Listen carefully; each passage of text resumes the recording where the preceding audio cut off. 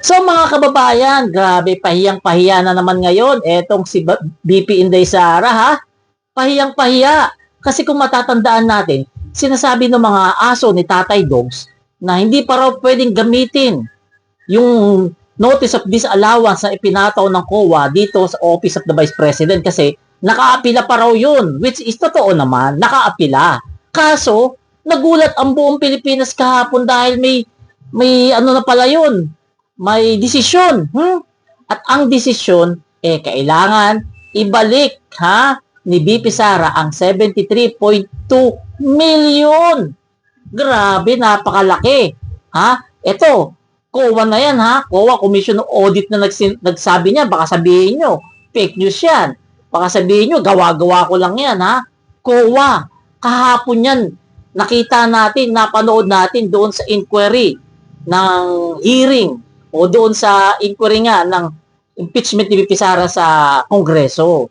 Nagulat ang maraming Pilipino dyan kasi nga, sabi nga ng mga DDS, nakaapila pa yan. Hindi pa pwedeng gamitin ebidensya yan. O ngayon, eto, may desisyon na.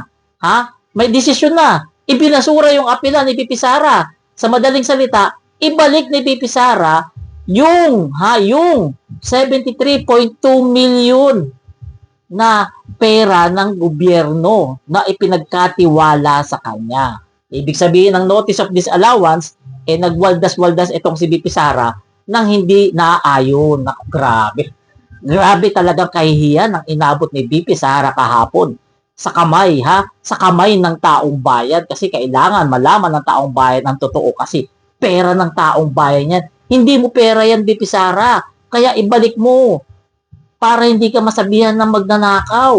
Grabe talaga. Dami talaga nating nalaman kahapon, Dami nating nalaman na katotohanan kahapon doon sa inquiry nung impeachment ni BP Sara. Kaya hintay-hintayin natin kung ibabalik ba talaga ni BP Sara yung 73.2 million na yan. COA na mismo nagsabi niyan, hindi ako COA na nagsabi niyan. Kaya abang-abang tayo mga kababayan dito sa inquiry ng impeachment ni BP Sara kasi marami pa tayong malalaman tungkol sa sinasabing pagnanakaw ni BP Sara sa kaban ng bayan. Yung mga nangyari, yung mga binulgar ni Madriaga, hindi yun mapapasinungalingan ni BP Sara. Hindi nga niya kaya pumirma ng bank waiver na gaya ng ginawa ni Madriaga. Hindi kaya ni Sara yun kasi mabubuking. Mabubuksan yung bangko niya, mabubuking, magkakaalaman talaga. Di ba? Ganun lang yan. Kung wala kang ninakaw, pirma ka bank waiver, pero pag may ninakaw ka, ay hindi ka pipirma. Kasi nga, malalaman yung mga ninakaw mo. Di ba? Ganun lang yun. Mga aso ni Tatay Dogs COA na nagsabi niyan, meron kailangang ibalik si Sara na 73.2 million pesos ng notice of disallowance nga. So, kakahiya, di ba? So kayo mga kabibig, huwag niyo po kalimutan, paki-follow po itong page natin at paki-share po itong video natin